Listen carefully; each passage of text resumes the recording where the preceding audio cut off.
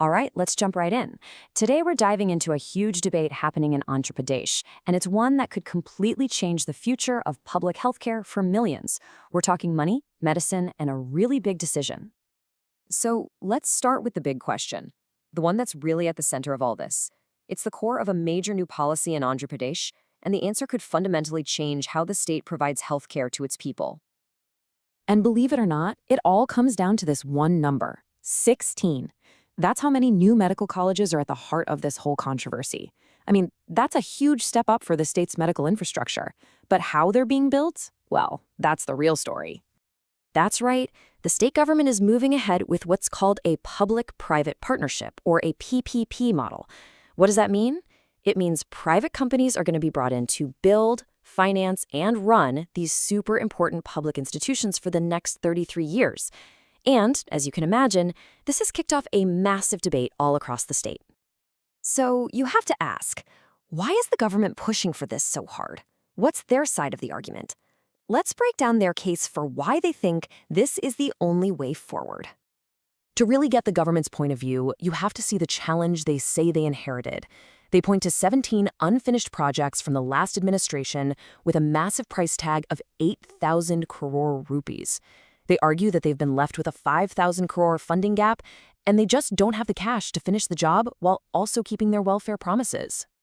So, for the people who back this plan, it really boils down to two simple things: speed and quality. They're saying that bringing in private partners is the only realistic way to get these hospitals actually built, equipped with modern gear and serving the public, instead of just sitting there as empty construction sites for years. But there's always another side to the story, right? And critics are sounding the alarm, asking a really critical question. What happens when the goal of making a profit enters the world of public healthcare? And this really gets to the fundamental clash of ideas here. Is healthcare a public service, funded by taxes, with the main goal of keeping people healthy? Or is it a business opportunity, funded by private money where you're accountable to shareholders who, naturally, want to see a return on their investment? That's the tension at the heart of this entire thing. The worry here is that this could be a classic foot-in-the-door situation. Critics fear that what starts as a partnership could slowly turn into a system where costs just creep up on patients. They're worried about hidden fees for things like hospitals or supplies. And think about it, with a 33-year lease, who's to say that services that are free today will still be free in 10 or 20 years? For many, the huge jump in the NRI quota fee already feels like a major red flag.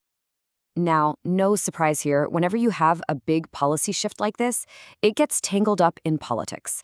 You've got the current government and the previous one pointing fingers, each blaming the other for how we got here. And this is where it gets really messy. The previous government, the YSRCP, says, hey, we spent 3,000 crores and finished 5 hospitals. But the current TDP government is firing back, saying, whoa, hold on, our books show the number is way lower, closer to 1,000 crores. That difference is a huge deal, and it's what they say justifies needing private partners to fill the gap. And the political heat just got turned way, way up.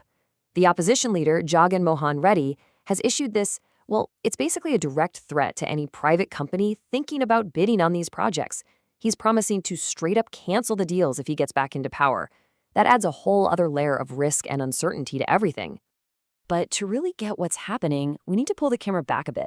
Because this whole debate over privatizing healthcare, it isn't just an Andhra Pradesh story. This is part of a much bigger trend happening all across the country. So, check this out. Back in 2020, you have the central government's own think tank, Niti Aayog, basically encouraging states to adopt these PPP models. Fast forward to today, and Andhra Pradesh is launching one of the biggest initiatives of its kind. But here's the catch. The results from other states have been, mixed, to say the least. There are reports that governments in places like Karnataka and Madhya Pradesh are actually backtracking on these deals because the private companies just didn't deliver. So let's forget the high-level politics and the budgets for a second. What does this all actually mean for an average person, for a family that needs medical care, or for that young student who dreams of becoming a doctor? And that brings us to this. Just listen to this plea from a young student. It cuts right to the heart of one of the biggest fears here. Will this new model, with potentially higher costs and different priorities, end up closing the door on talented kids from poor families whose only shot at becoming a doctor is through a government college seat? So, at the end of the day, this is the dilemma. It's a classic, really tough choice. On one hand, you've got the promise of new hospitals and modern facilities, built fast with private money. But on the other hand, you have the very real risk of making healthcare harder to get and more expensive for the exact people who need it most. And that leaves us right back where we started, with that one massive question. The answer is going to shape healthcare in Andhra Pradesh for decades. Is public health a fundamental duty of the government, or is it the next big business opportunity? The path they choose will affect millions.